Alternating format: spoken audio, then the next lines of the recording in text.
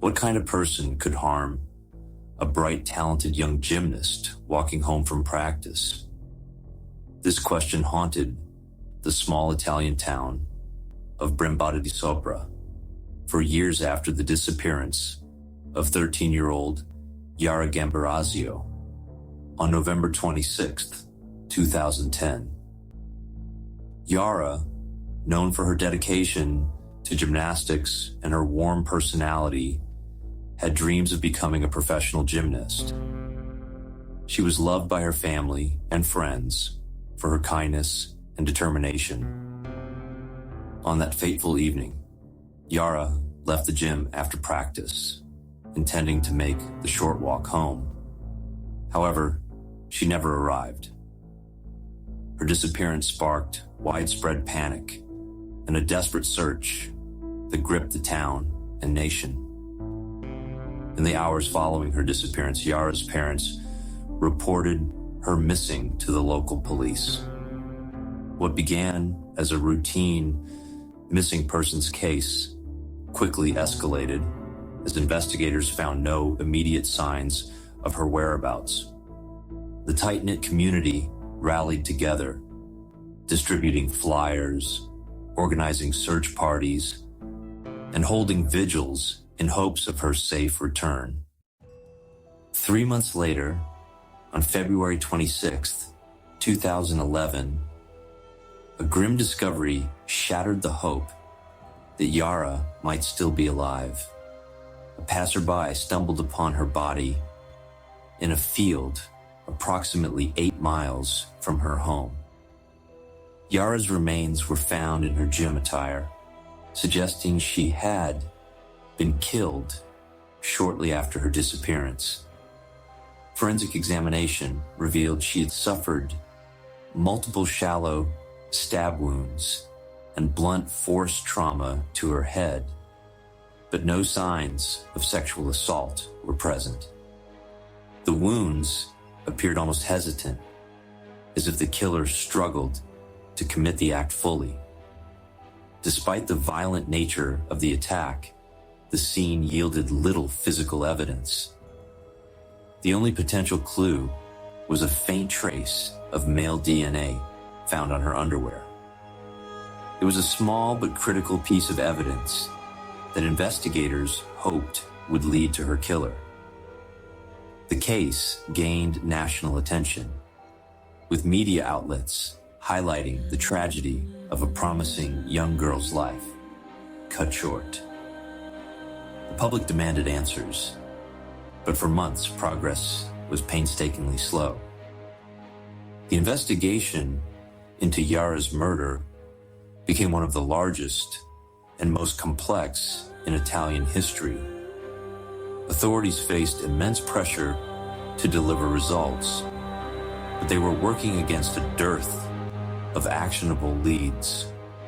The DNA evidence was their strongest clue, but without a suspect to compare it to, it seemed like a needle in a haystack. Investigators turned to mass DNA testing, collecting over 18,000 samples from men across the Lombardy region. These efforts were unprecedented in scale, yet none of the samples matched the DNA from the crime scene. The investigation hit a standstill until forensic genealogists introduced a groundbreaking approach.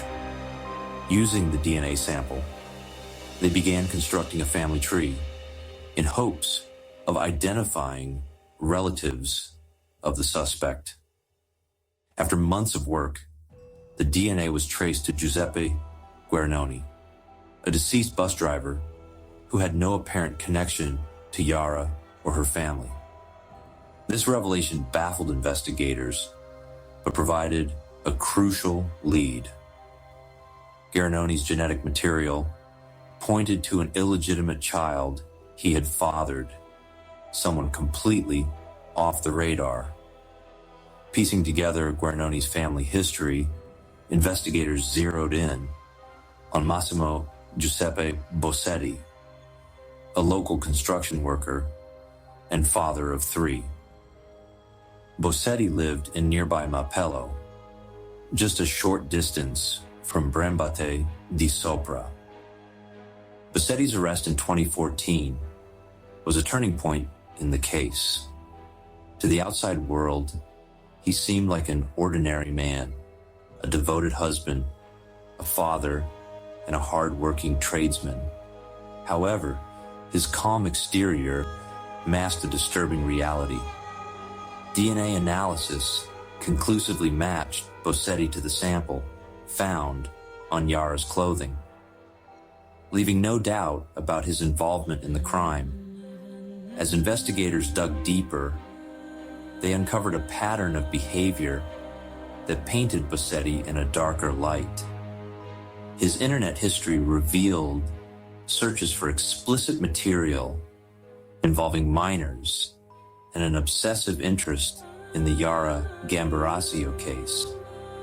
These searches highlighted his fixation on vulnerable young girls and suggested a dangerous compulsion. Fibers from his construction materials were also found on Yara's clothing, further linking him to the crime. Surveillance footage placed his van near the field where Yara's body was found on the night of her disappearance. Despite the overwhelming evidence, Bossetti maintained his innocence, claiming the DNA evidence was either contaminated or planted. He offered no plausible explanation for the forensic evidence against him, leading prosecutors to argue that his denial was part of his manipulative nature. The psychological profile of Bossetti provided insight into the mind of a predator who meticulously planned his actions while maintaining a facade of normalcy. Forensic psychologists described him as narcissistic, manipulative, and lacking empathy. His choice of Yara as a victim, an innocent and trusting young girl, reflected a deliberate targeting of someone he perceived as defenseless. The trial, which began in 2015, captivated the nation. Prosecutors presented a damning case, detailing the forensic evidence and painting Bossetti as a predator who carefully calculated his crimes. Jurors heard emotional testimony from Yara's parents, who spoke of their devastating loss and the impact of her murder on their family. Bossetti's defense team attempted to discredit the forensic evidence, arguing that the methods used to extract and analyze the DNA were flawed. However, forensic experts testified to the reliability of their findings, debunking claims of contamination.